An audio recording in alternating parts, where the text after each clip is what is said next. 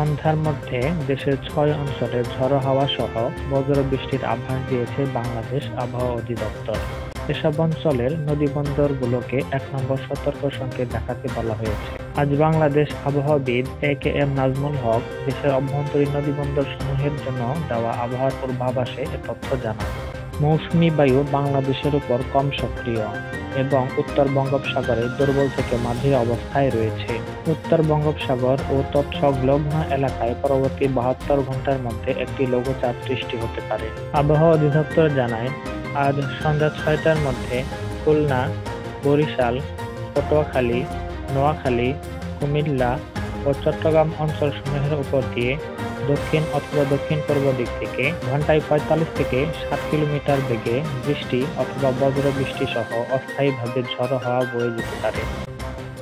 আমাদের চ্যানেলে সাবস্ক্রাইব করে আবহাওয়ার আপডেট জেনে নিন।